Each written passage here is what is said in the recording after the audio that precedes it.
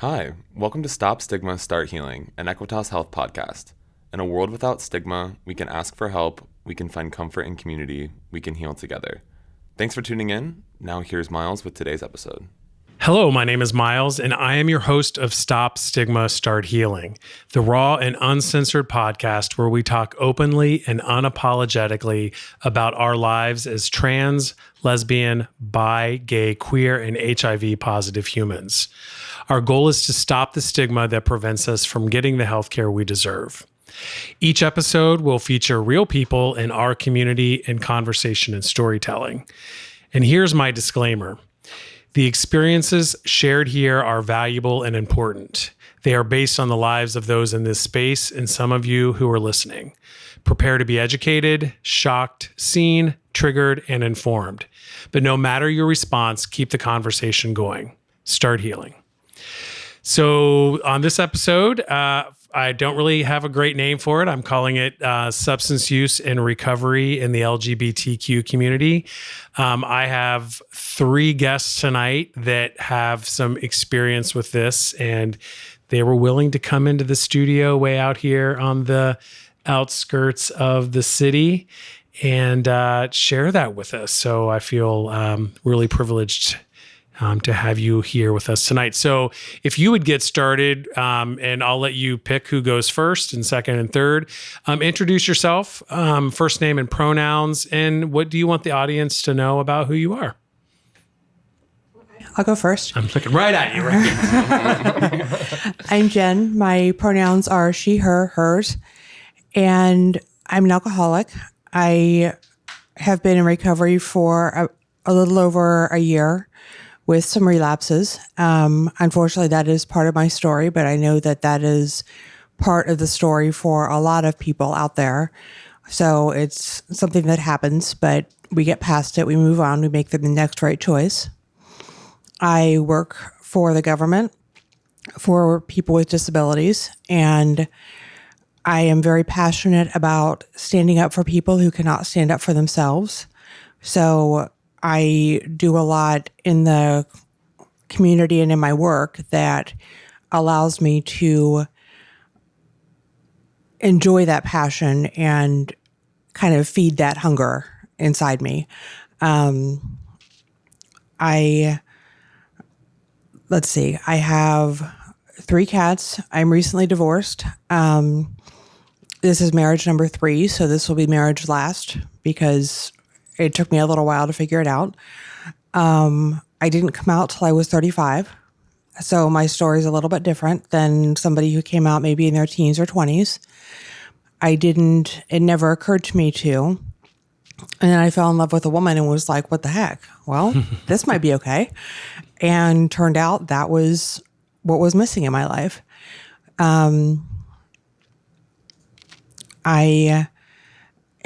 My life is an open book. I'm very honest and open about my substance abuse, my mental health issues. I have anxiety, depression, and ADHD. I've been medicated for many years. I have a terrific psychiatrist I've seen for 11 years. The very worst thing I think people can feel is alone. And I don't mean like alone, like I need to veg out in front of Netflix with a bucket of Haagen-Dazs. I mean like nobody understands me. I'm all by myself, and I don't ever want somebody to feel that way. And that's why I love these opportunities to share my story and to tell about my experiences, and hopefully it touches somebody and they can say, hey, I've been through that too. And it doesn't, maybe helps break down that stigma, even though it's a lot easier having depression now than it was 10 years ago. But there's still a stigma of mental illness and substance abuse in the community as a whole, particularly the LGBT community. So it's an absolute pleasure to be here, and I hope that I'm able to help somebody tonight. Thanks. Thanks, Jen. Appreciate that. Mm-hmm. I'm Gambit S. Aragon the Third. I paid for it. I might as well use it as often as possible. So I am a transplant from California, but originally an immigrant of Nicaragua. Uh, I came to the States in the 80s, the late mid 80s. My country, Nicaragua, was sort of destabilized during that time, and we took political refuge here in the States. So I like to say that I was born in Nicaragua, but I finished being raised in California, which is sort of why I feel I am, definitely one of these like progressive, crazy liberals that want to make sure everyone is taken care of and has, health care and I don't know. Paid time off when you have children, et cetera, et cetera. So mostly, I think I'm just sort of married to a lot of issues that I care very passionately about because I like to think that my role in this life is to minimize suffering. So whenever I come across suffering, if there's something that I can do to alleviate that for somebody, I will. I'm the person that will, go the extra mile to help out. As a profession, I am a case manager. I work with MS patients. Currently working at Cover My Meds here in Columbus, and let me see. As far as some things that I'm really sort of passionate about, I'm sort of all over the place. But I think that you can be a person that has a huge heart and has a lot of things that you are absolutely passionate and care about. So I do a lot of social justice at advocating. I am a sitting member, a board member on the Columbus Civilian Police Review Board, and I don't know what else do I. So that's one of my big passions. I like to advocate for that. This weekend I'm actually doing a pet donation. Like we're going to a bar and we're going to set up a bunch of dogs so that they can get adopted.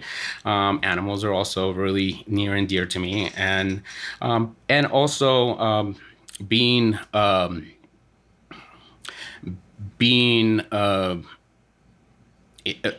I feel that my role is to be in the community, to be representative of who we all are, right? And specifically with marginalized communities within an already marginalized community, in my opinion. So I have.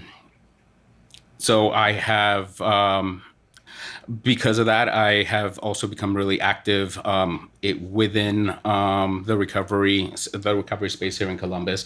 It is another one big, huge passion of mine to show folks that show folks our humanity. I think that is what's lacking mostly when presented with most issues. I think that we've forgotten our humanity, and we've forgotten to look in for that humanity in other people. So if I can, be representative and show folks that no matter what you look like, who you are, et cetera, there's hope in this world. There's hope for recovery. There's hope for social justice. There's hope for a lot of things that we can actually work to make better in our society. So I've been in recovery. I was trying to do the math in my head while Jen was talking. I think 20 years. You're 19. Aren't you 19 years old? Yeah, in the womb. Oh, you started early. Really early. No, 20 years, and it's been crazy. I've been in and out of rooms, and I've had my share of lapses, but it is part of my journey. I now find myself in a space where I was able to finally take care of my some mental health issues that I had been sort of putting off for a really long time for various reasons, some of which I'm sure we'll discuss in here tonight. But I find myself now that I am in such a good space that for my recovery, it helps me to help other folks in their recovery. So even if it's just to remove the stigma of it all, your next door neighbor, could be in recovery, your sister, we all could be in recovery. And so that's why I am here today. I am excited about this conversation, and thank you for having me. Thank you. Good to have you, Gambit. You're up. I suppose best for last. Yes. My name is Ricky. My pronouns are he, him, his, and I'm an out and proud gay man. Yay. I'm been with my partner for 12 years. Wow. I know, that's a long time in gay years. That is. He and I recently built a new home. Very blessed. Not only do we have a gorgeous house, we have four fur babies, 4 cats. Never wanted 4 cats. We started with 1, we adopted a second, and the second was pregnant, and we didn't know it. And days later, we wound up with more. So we have 4 cats. Tale as old as time. Love them dearly, and also have an amazing squad of close friends. And actually, 6 of them are all my neighbors. There are 3 couples that also live in my neighborhood, and we have like a little community. Among us, we only have a couple lawnmowers because not every household needs a lawnmower. We can all just share amongst each other. That's really cool. Yeah, it's awesome. And I also, my job is marketing and communications for a local government agency. My role is actually making sure that all of our employees are aware of all their medical benefits and all the wellness things that are available to them. I had no idea that you were going to bring that to the table, so that's great. Yeah. I have lots of surprises. I know. You're going to surprise us. I have to say, I sincerely today and recently am the happiest that I have been in my entire life because I'm in recovery. And ironically, this actually airs on the 1 year of my sobriety. Oh, wow. I also have obsessive compulsive disorder, something that I have not addressed or treated for over 15 years up until this past year. So sharing where I am today is important because I don't deserve it. And I'm beyond grateful for what my higher power has blessed me with.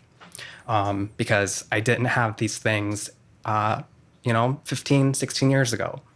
So my role that I work today and even my being here is a significant change from who I was a year ago. And I sincerely want like my story and my experience to help people where I was 16 years ago when I was absolutely alone. And I want to share my story and sincerely help people. Good. And Myles, I was surprised to hear from you over this past weekend. Yeah. Because you and I have a mutual friend. Yeah, we do. We have known each other for over a decade now. I was going to say probably most of those years. Most of those years. And, Myles, I was a very different person during our interactions. We didn't really know each other. We're actually getting to know each other tonight, I would say. Yeah. All of our interactions were you seeing me after I had a couple cocktails. Yeah, it was at a bar, for sure. Absolutely. Yeah. So I'm glad to be here. Yeah. Thank you for thinking of me. So glad you're here. Yeah. I'm excited about this conversation tonight. And so thank you all for being here. And everyone already sort of started jumping into story. So if you wouldn't mind and what you're comfortable with, if you could talk about when your relationship with your substance of choice like really started, like what was that like? And what that was like at the intersection of also being a part of the LGBTQ community. Because I think that's an important part of this story that isn't just about the substance, but I want to make sure that we're framing it around our community and our involvement. So I'll put that out there. Let anyone jump in. I won't make anyone go first. So I don't know. I'll jump in first.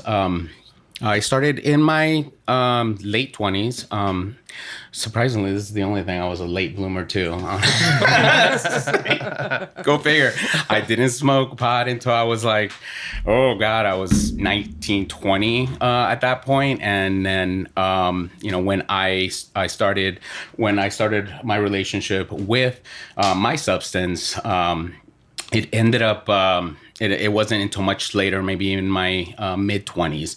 And I was very much, I was introduced to Tina like during a Dave Matthews concert of all things, right? Who wants to go? Dave Matthews? Thank you, right? Wow. I showed up and the whole place was like I mean, it was just cloudy. There was no actually seeing the band. I mean, there was so much pot smoking going on at this place. That I would and expect. then I'm like, what is? Well, no, this is the wrong space for this. It was a horrible time.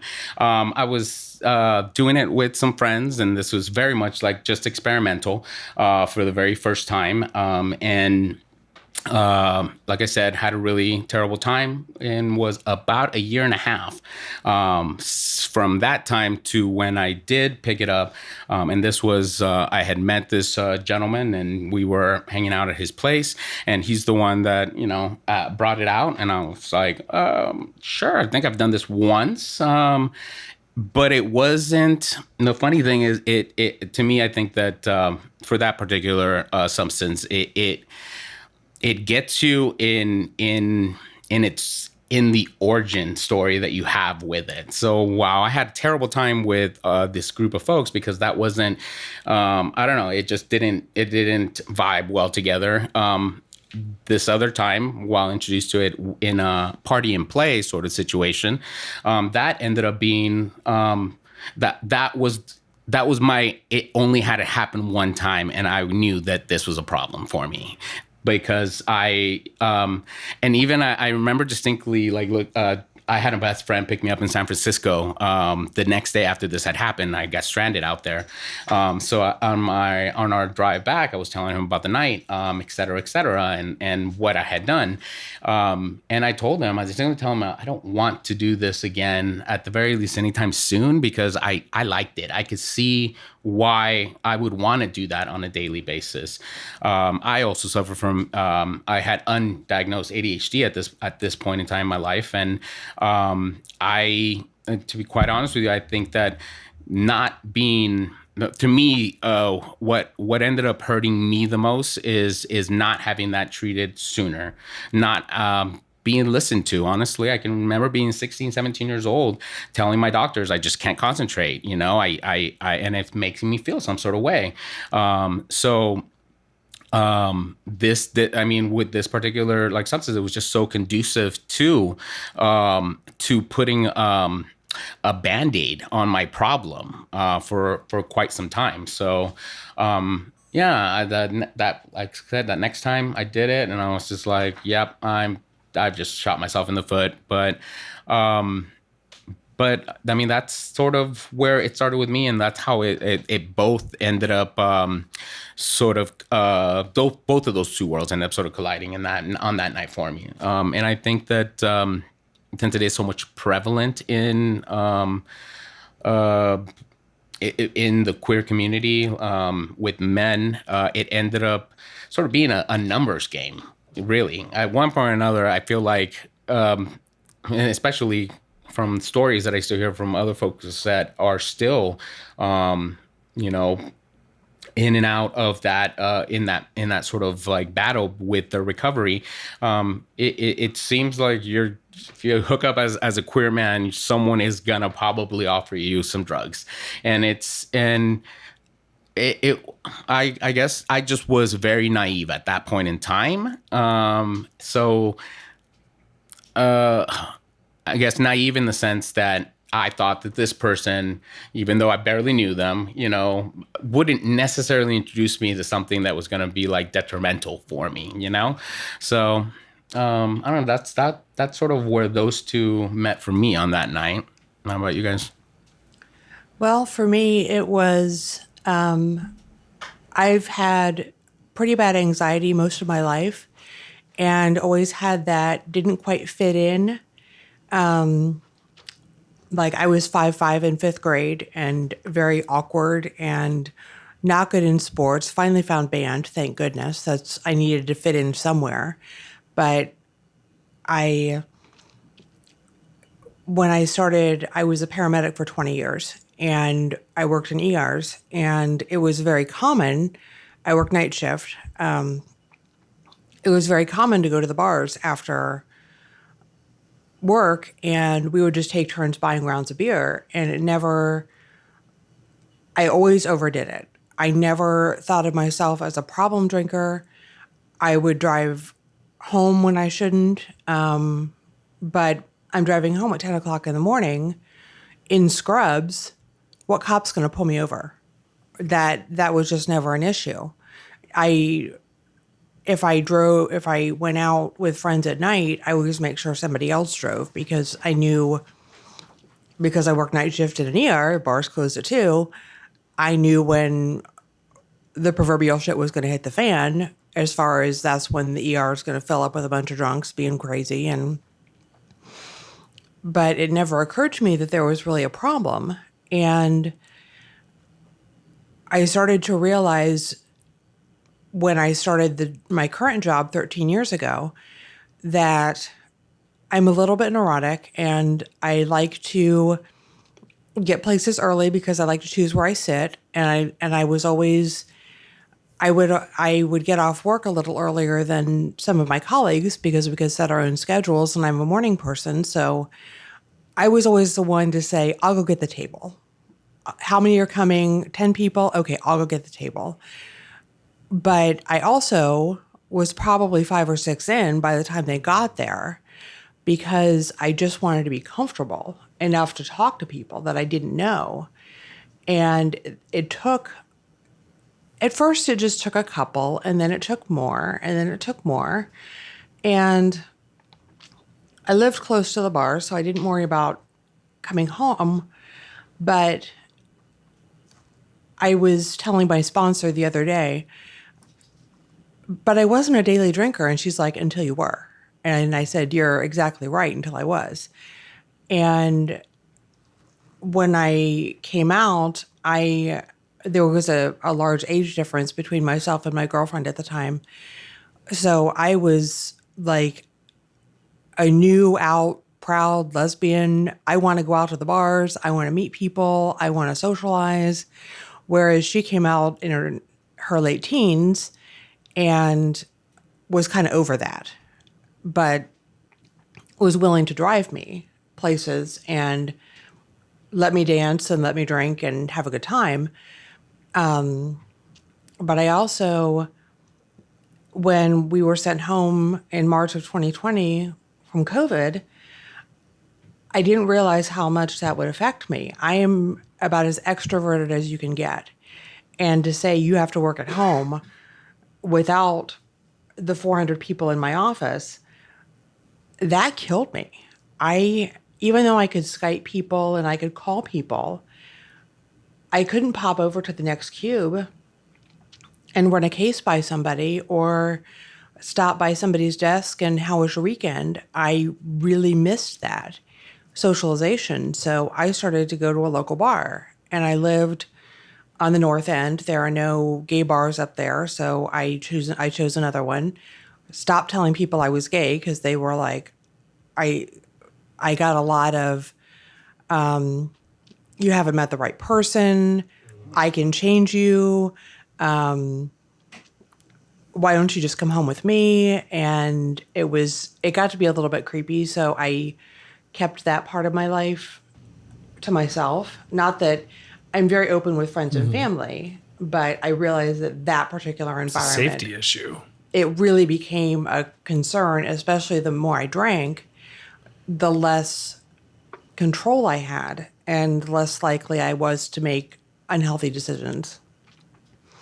So I remember telling my therapist at the time, oh, I'm going to this bar, I'm just having a cup, just to socialize. And she said, oh, that's fine. And then the topic came up of drinking and how much I was drinking. And she's like, oh my gosh, I didn't realize that. And I was going almost every day. And then I had gastric bypass in August of 2020.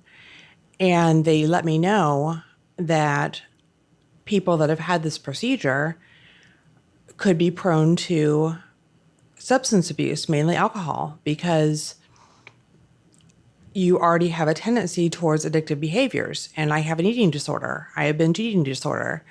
So I just replaced food with alcohol. And I had surgery in August of 2020, like I mentioned, and January of 2021, I was in an AA room. And it took it really scared my spouse at the time. My spouse is trans, so I refer to him as my husband, my former spouse. But it really made him wonder what the heck I was doing. He knew that drinking was a problem, but when I finally reached out at 3 a.m, because that's when we all make our best decisions, I reached out and I was like, I need help. This is not okay. This is really becoming a problem. And had a good relationship with my therapist. So I texted her and said, I'm going to an AA meeting tonight. And she's like, I think that's probably a good idea, and was really supportive. And she's part of the LGBT community as well. And so she was very, even though she wasn't trained in substance abuse, she was very supportive of my choice to seek treatment on my own. Fortunately, I've never been arrested. I don't have DUIs. I didn't lose a job over substance abuse, but my marriage had been in trouble for a long time, and it was a relapse that was the straw that broke the camel's back. So anyway, that's a big part of my story was kind of, it had always been a problem for me. And then after that surgery, and being sent home just really lit a fire under it. And I just went to town. Can I say how gross that in 2022, straight men are still going down that route? Oh, you just haven't met the right man. Don't let me take it. Please get out of here with that toxic masculinity bullshit. Yeah, that's so gross. But that really sort of it not that part, but that story that you just told really resonated with me because of all the other things that we battle that we may not even realize we're like actually like battling with. So for me, I called it I was in active addiction for 5 years. Now, most 5-year stories in that I have heard with that substance don't end with this. I had the same experience. I never lost a job. I paid all my bills. I knew that if I couldn't pay my car payment, I couldn't go party and have a good time. So I was a functioning addict for all intents and purposes. But could I have also been a functioning addict, but also treating my ADHD at the exact same time? And that's why I didn't lose everything that I had, right? Or have to, go in. I mean, I've met literally doctors, and a month later they're living out of apartments, or like living out of motel rooms because the substance just took them over. And I always sort of I ponder that a lot. Like, why wasn't that my story? And now that I know more about, some of the things that I am managing, I'm dealing with mental health, it does it opened my eyes big time to some of those. It opened up my eyes to some of those actual answers that were right there before me the whole time, so. I have to say, it's encouraging to hear both of your stories and to sit here and for you guys to talk about your mental challenges and how it ties to your substance abuse. I think my story is sophomore year of college, and I won't give the year because I don't be able to do the math. Sophomore year of college, sophomore year of college, like I was on top of the world. I went to a smaller religious university.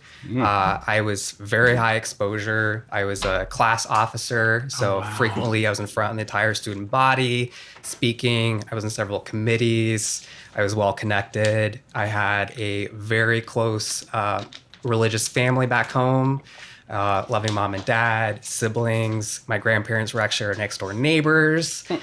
Growing up, I was homeschooled. So, very sheltered, actually. We had a couple other families that we were friends with, but I was happy. I was very happy. I was also gay. And sophomore year of college, I remember I got a phone call from somebody very close to me, somebody that I loved, somebody that I trusted. And I got a phone call in my dorm room. So happy to see their number pop up. Answered the phone. And the only thing they said was, I know your secret. You're a filthy sodomite. You're going to hell. I'm giving you a heads up because my next phone call is going to be to your family. Within the matter of weeks after that phone conversation, my university gave me an option of continuing my treatment for my homosexual urges or automatic expulsion. I chose to withdraw. My pastor of my church that I was involved in my entire life. I went on missions trips. I was in the ministry. I was a puppeteer. I sang in the choir. I played piano I was so active. That was my life. My pastor also called me during that time frame and shared with me that they'd had a emergency meeting for the church, and they revoked my membership, and I was no longer welcome there. My parents also asked for me to come home and pick up my stuff. They no longer felt comfortable with, because I chose this lifestyle, they didn't feel comfortable with me being at home, with my younger siblings. So again, of course, a couple weeks, all of that happened. My childhood best friend, I could go on and on. But suffice to say, that was fall break.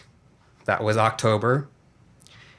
January 14th, by then I had fortunately transferred to a different school, quote unquote, secular university. They didn't know what to do with me, so they stuck me into grad housing. Didn't have a roommate, but I also didn't have any support. I didn't have an RA. I literally wound up here in Columbus completely alone, no contact with back home, completely alone. So January 14th, I recall that date because a couple things happened. One, I took a bus to a mall here in Columbus. I went to Claire's and got this ear piercing as a real F you. Love it. I also went to a plasma clinic and sold my plasma so that I had money to get my ear pierced. I had money to get highlights. I had money to go out and get clothes that I couldn't wear at this religious university. And, I started kind of feeling myself. But, I didn't really stop there. As a real FU to everything that had happened, I decided to go across the street to the gas station to get my first case of beer. Ugh.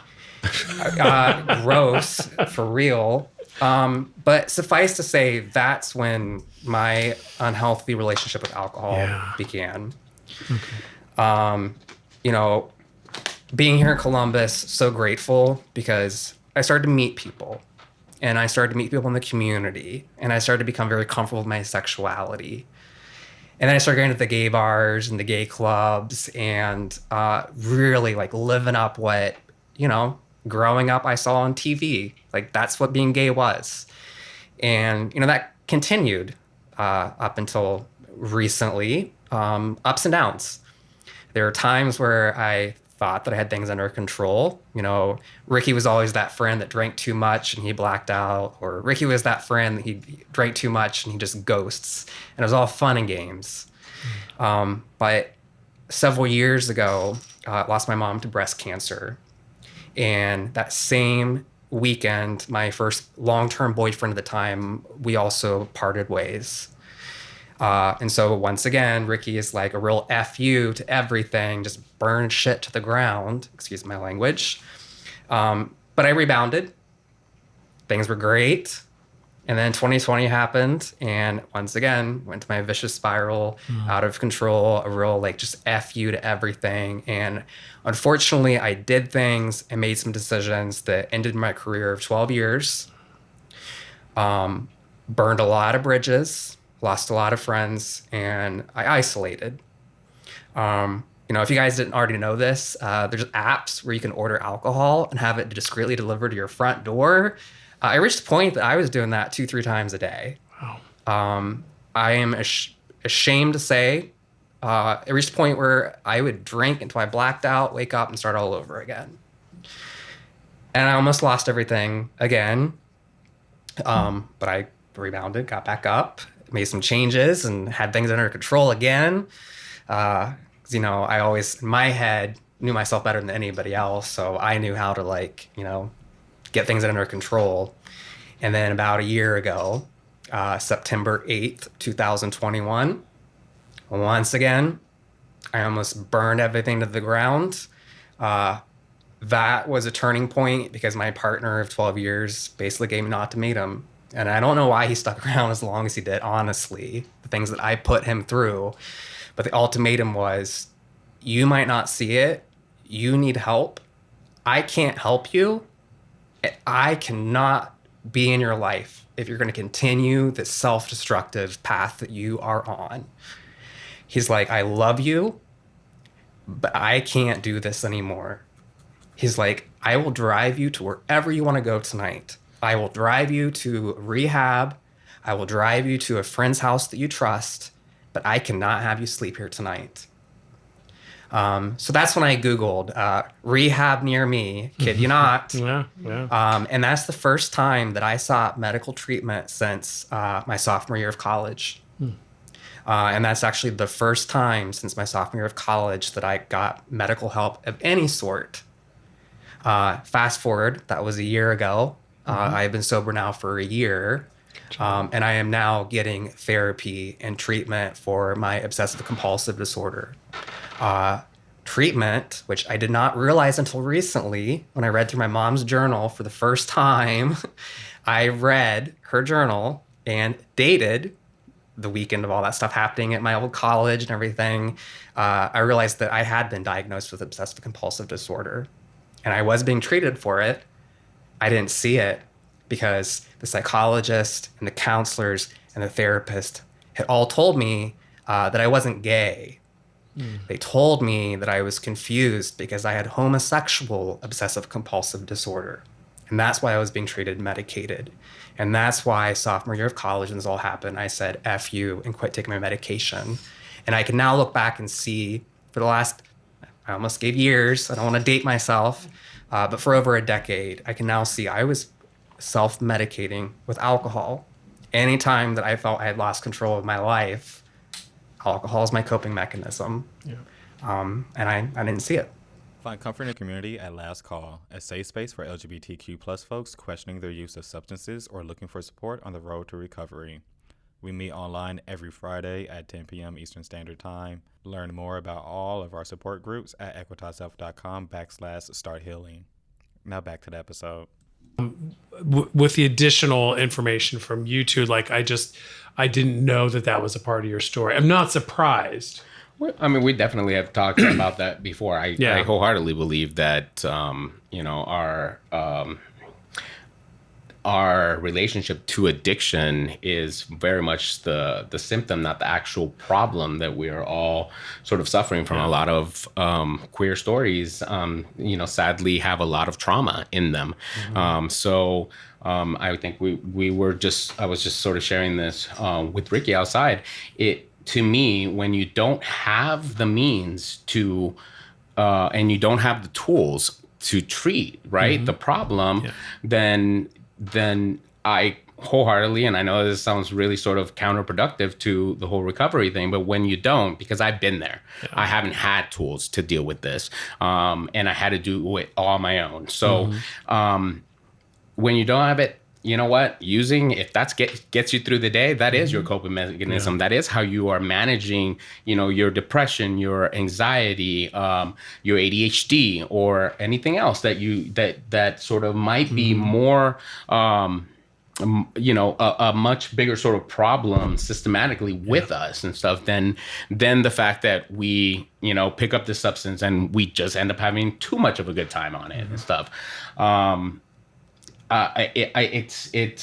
It has two tiers for me. I mean, I think that I think I hear a lot of people say that it was very much about the party and very much about the good time element of it. I wholeheartedly believe that I was also trying to quiet the voices in my head that that were a symptom of the ADHD that wasn't being treated, that no one wanted to listen to me about.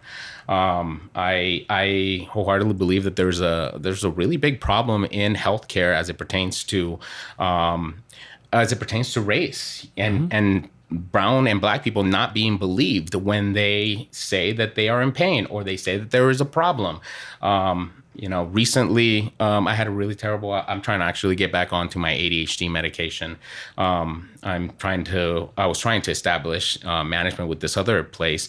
And these providers, I think this is another sort of problem with and why we're having this conversation today about that stigma.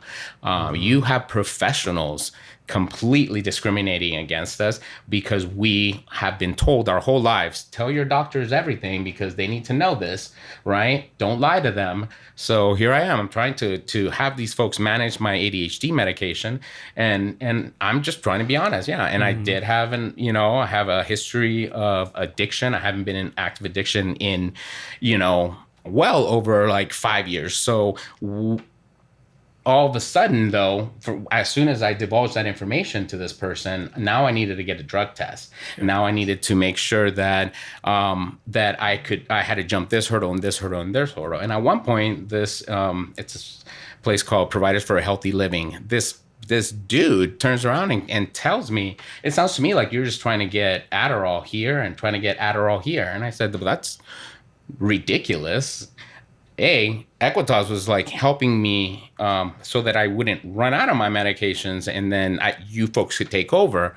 But to him, I was an addict. I was brown. I had already divulged this information. So there was no, I could not help but feel othered in that situation. To the point that I actually told this doctor, I can't see you anymore. And the next person that I see with Providers for a Healthy Living better be of color, because this is exactly what you just did to me. And I broke it down for him. Not that it mattered. It's the lens, I think, that they then start holding up, and they see us only through that lens. That there can't be an and, like you can't have a substance issue and other health issues. It's everything is seen through that substance. Absolutely. Right? Yes. I think back to a year ago, and again, I Googled rehab near me, and my partner took me to a facility. I spent 8 days in detox, and then went into an intensive outpatient program that I'm still involved in today. It wasn't until relatively recently that I realized and acknowledged and admitted that I do have a mental condition. Obsessive compulsive disorder is a real thing, and it's something that I live with. And during my recovery for the last year, that was never brought up, that there could be something else. And until recently, I struggled even. I knew I had a problem with alcohol. I know I have a problem with alcohol. It is hard to explain, but for me, when I have a drink, I honestly can't stop. Like, I have to just keep going. I don't know what I'm going towards. I just know, like, I have this, I can't even explain it, but you guys get it. I can see the nods. And it wasn't until recently that I realized that there's more. I thought sincerely that I had decided and that I lacked willpower. I thought it was me. I thought it was my lack of self-control on why I was an alcoholic. And it was actually through journaling that I began having some insights. And this is actually kind of ironic, but my counselor recommended a year ago for me to begin journaling, whether it's a gratitude journal or just jotting down some thoughts throughout the day. And I was on board for that. I remembered growing up, I loved writing. Now, I've not written that much since, honestly, my sophomore year of college. But when he challenged me to start journaling, I'm like, that's awesome. I'm going to start doing that. But I need the right journal.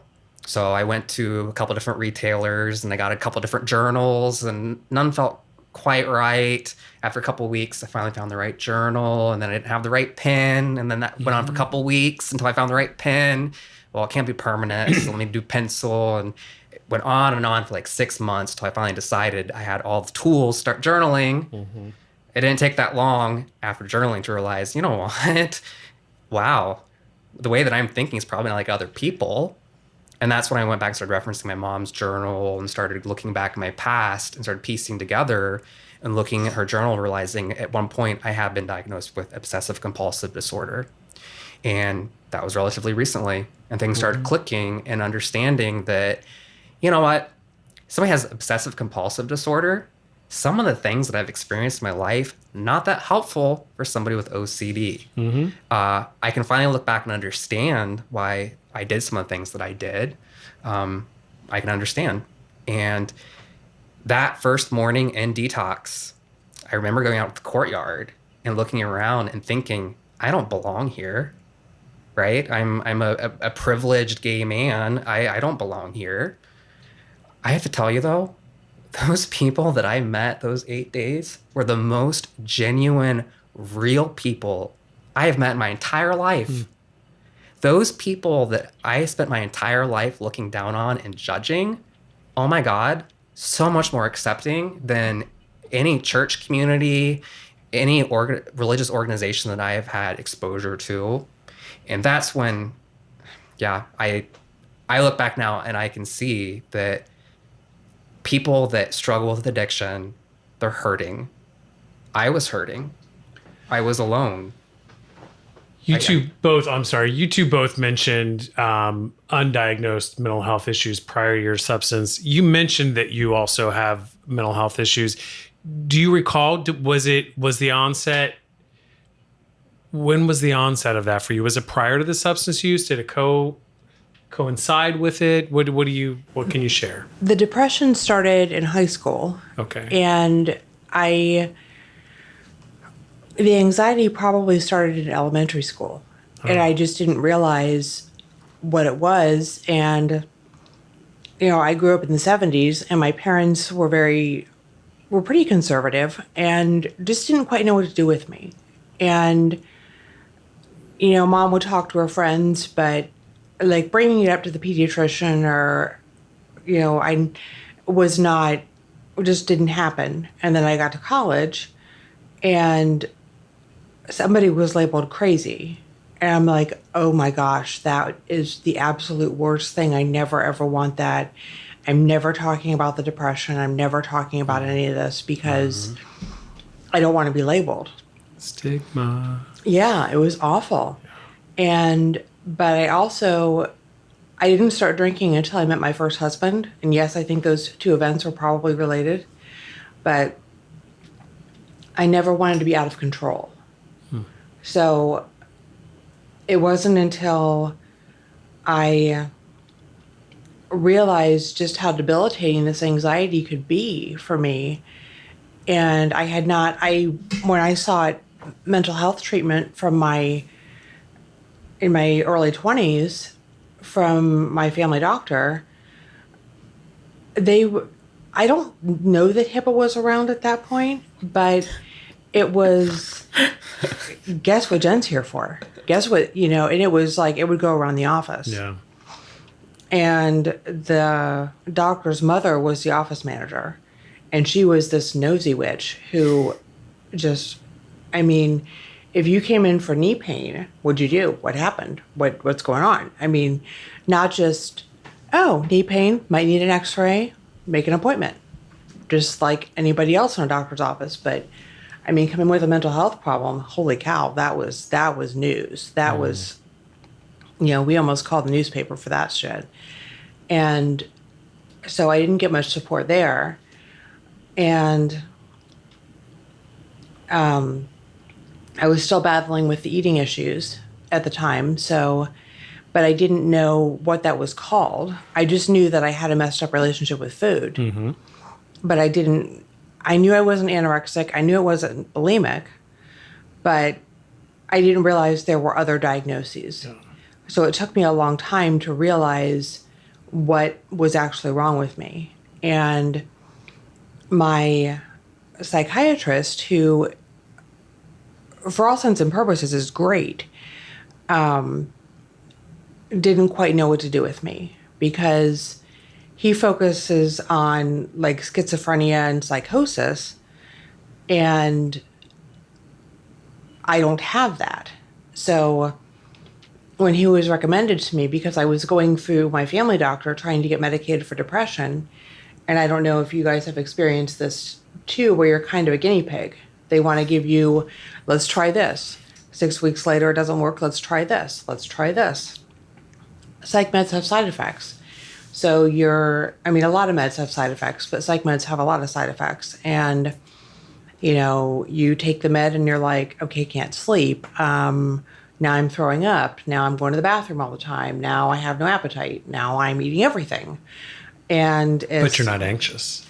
But I wasn't anxious. Yeah. But now Fix your anxiety. right. But now we've created a host of other Constipated. I can't sleep. right. Now I've created this host of other mess. Yeah. So I finally said, I need a specialist. I said, no offense to you, but I need a specialist. And fortunately, my psychiatrist, I swear he is so up on his research and new meds. I think he gets a text from the FDA. I'm certain of it. And I've joked with him about it occasionally, and he doesn't have a great sense of humor, but when he says, As long as enough medicine. I'll be the comedian. He's funny, but when I told him that I was an alcoholic, he's like, "Well, first it was food, now it's alcohol. What's it going to be next time?" No. And I'm like, I don't want there to be a next time. I don't. So I kind of was looking at my life like, crap. What is it going to be the next time? I mean, this is a healthcare provider telling me this. What in the world? What is in store for me? And I remember when I worked in the ERs and patients would leave things out of their stories. Mm-hmm. And I was not the most compassionate person. I was a very immature person with a very serious job. So I actually said to a doctor at one point, "Why is this person my problem?" I did not have a good grasp of mental health. I am much better at it now, but I certainly, as somebody in their early 20s, I didn't have a concept of that. An overdose would come in. I'm like, great. Now we have to charcoal, and now we have to do this, and now we've got to do that. Do we have to tie him down? Is this going to be a mess? And I remember telling the social worker, you deal with the patients I can't stand. And I realized, as I've been thinking about this and being in the AA rooms and sharing, that maybe a lot of that was stuff inside me that I didn't want to deal with or that I didn't understand. And a lot of it was that I didn't understand. And I mean, give me somebody who's having a heart attack. I'm on cloud nine. I love it. IVs in, drugs running, cath lab. I know I can fix that. But I couldn't fix somebody who overdosed, especially when they came in the next week and had overdosed again. And then the next week. Or somebody who constantly came in drunk. I never knew how to deal with that. And I can't really make amends to those people because I don't know them, and it would be inappropriate for me to try to contact them. And that was 10 years of that behavior. But I realized when I had the eating disorder, and then when my psychiatrist said, well, first it was food, now it's alcohol, I'm like, oh my gosh, I'm one of them.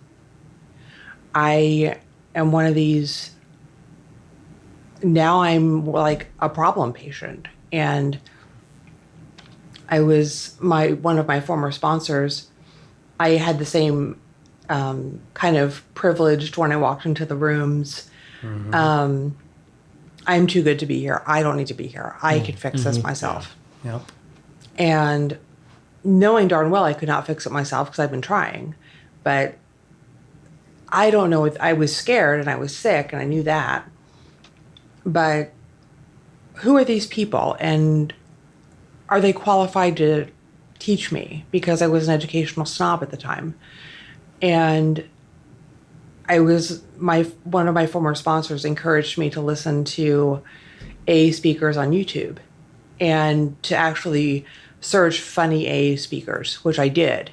And some of them are hilarious and some of them are great speakers, some of them not so great in terms of telling their story, but I learned something from them. And one was speaking about two sponsors talking, and one of them was talking about a difficult sponsee, and the sponsee was like, I had degrees when I walked in this room, and I'm thinking to myself, well, that was me.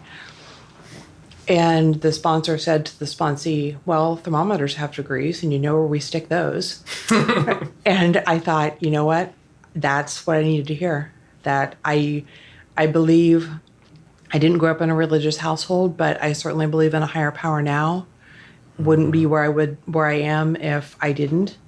But I'm like, I remember thinking I needed to hear that. I really needed that kind of kick in the knee, that knockdown. And I have met, as Ricky mentioned, some of the most genuine, honest, supportive, wonderful people in recovery. I've learned how to be a friend of friends. I've learned how to be a worker among workers. And I'm quoting some AA literature for that, but I've learned to be part of a productive community as opposed to just kind of somebody who was, for all intents and purposes, just kind of floating by. Sure. So it sounded like, some of what you were saying sort of reminded me of that saying, right? Like, we hate in others those things that we hate in ourselves. And that doctor story, though, I'm not sure. See, I've had doctors sort of take liberties with the things that they will say to me. Maybe it's because I pop off too. So, I mean, I opened up the door, so whatevs.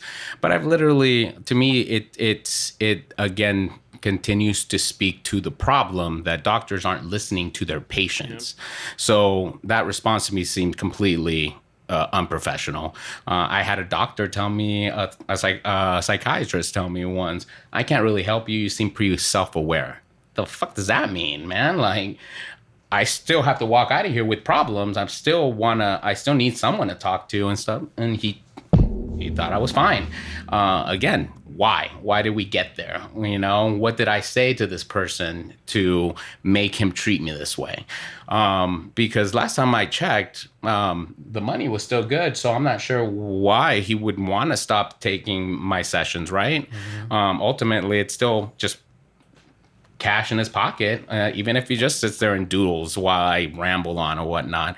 So that is, it blows my mind, that part of it, because even from a gross, like, dirty capitalist society that we are or whatnot, that person should have just like kept their mouth shut and just continue to do their job. And yeah, I got that same sort of vibe. It reminded me of that story instantly when you said that, the doctor said that to you, because I don't understand what the question really was going to get to solving, you know? Does that make sense? Like, what else is next? I don't know. You're a doctor though, and I'm glad you're here, because I'm going to have to come to you, you know? Like, the relationship is symbiotic that way. So let me jump in, because we are running out of time, and Rizzo's got to get home, or he's got to bring someone else in. I don't know. You all brought up a lot tonight. I almost feel like I need to have you come back, because we didn't even get to really the heart of all of the things that I think that have come up. But you certainly have given me a lot of things to think about and continue to talk about. Lot of, I think, opportunities for healthcare to respond differently, no matter what stage you are in our lives, in our own identity as gay people, as queer people, in our recovery process. I think there's just an opportunity for healthcare providers to listen and maybe figure out new or better ways or more competent ways to respond. Maybe next time when you come back, we can talk a little bit more about what those suggestions are. But I do want to give you just another minute with a hot mic to say one other thing that you wanted to make sure that you got off your chest, because I did drag you out here to the ends of the earth. And I just want to make sure that if there was something you wanted to share, that you could share it. Mm-hmm. You want to go? Here's my platform. I think in all sincerity, I would not consider myself a good person. When I look at earlier in life, I think the saying, hurt people is very true. And I hurt a lot of people because I was in a lot of pain. And I think my message today, and kind of how I led with, I am so blessed and I am so grateful for where I am today. Again, partner of 10 plus years, fur babies, house, friends, job. Like, I am so blessed, but wasn't always that way. And I think what my message is, have some grace, have some compassion.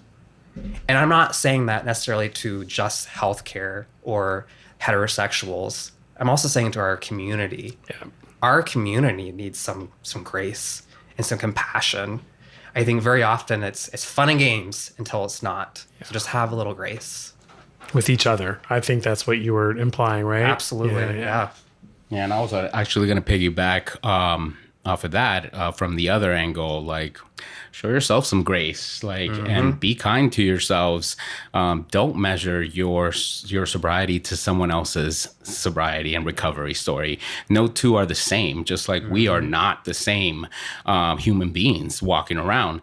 I have found that if recovery is what you are looking for, there are people who, like we have all sort of attested to, that are definitely, that is their spirit. That's what they want to do. They want to help you get to where you feel you want to be in this walk with whatever your substance is.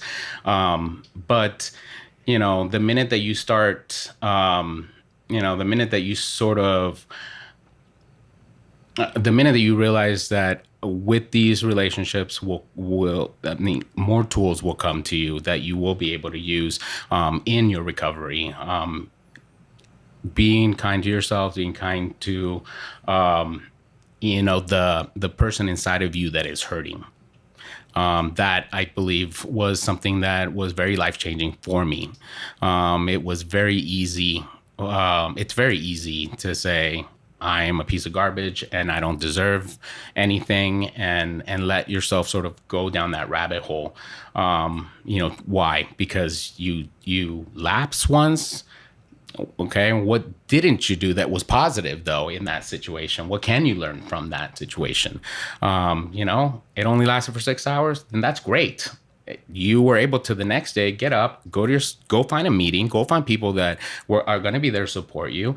So how are you that terrible of a person? Ask yourself that. Like, you're here, you're with people that want to help, and you reached out for that connection, which is the opposite of addiction. So, thanks, Gambit. I agree. Bring us home, Jen. It's very, very easy for me to let my mind go to dark places, especially when I'm not feeling so good about myself. But I realize I post most days on Facebook, and it's not out of vanity or like self-seeking, self-absorption, and yes, I've done my hair and makeup. I don't do it without makeup. But I post a picture of myself every day with some positive statements that say, good morning, my loves. Let's take good care of each other today. Show each other's, as has already been mentioned, show each other some grace. Let's be kind. Sometimes I have a certain person in mind, and I might be like, Myles, I'm looking at you. And then I tag that person, and I have gotten so much positive feedback I don't do it every day. I do it a little bit less right now, but I do it on a pretty regular basis, and I've gotten so much positive feedback from family members, from friends, from somebody I dated in my 20s contacted me and said, I haven't had contact with you in a long time, but I really love these posts. What's been going on? Let's get together. Let's meet up. Let's catch up. So I'm developing good relationships inside and outside of the recovery world. And I need those because recovery is part of my life. It's not all of my life.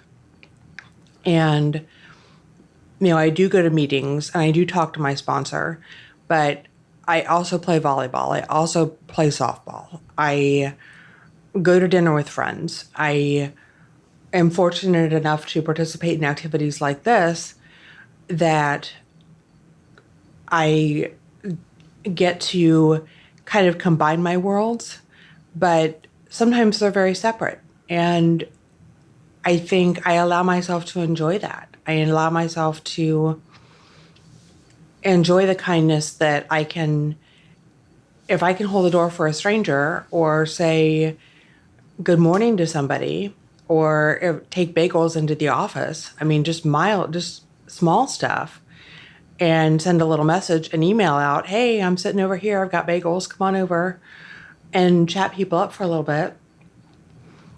I get to reconnect with a friend. And those sorts of things are so important and help pull me out of that dark spot and help me, even more importantly, make it a lot harder to get to that dark spot. And as just to echo what Gambit said, connection is the opposite of addiction. So with that, I think we will close down. We really just touched on, I think, some very important topics in our community.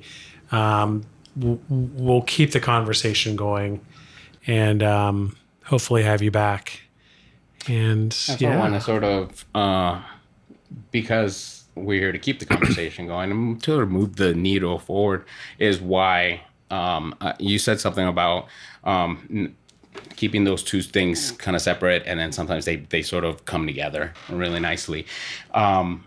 I for the sake of this conversation, it was very important for myself to always be 100% transparent with who I am, because I'm not sure if this is, a part of your recovery stories. Lying it's something that is equally as addictive as that substance that you are trying to hide from people. So for me, not hiding myself and not really sort of being who I am, and it keeps me from being able to actually make that, it keeps me sober. It keeps me walking the right path. So it's hard for me to separate those two things. Sure. I need to just be 100% one person. Otherwise, it just gets a little messy for myself. So, yeah. Okay. And with that, I think we will close. Thank you and stay tuned to our next episode. Good night. Thanks for listening to Stop Stigma, Start Healing, and for joining us on the journey towards stigma-free and LGBTQ+ affirming healthcare. Learn more about our services and support groups at equitashealth.com/Start Healing. We'll see you next time.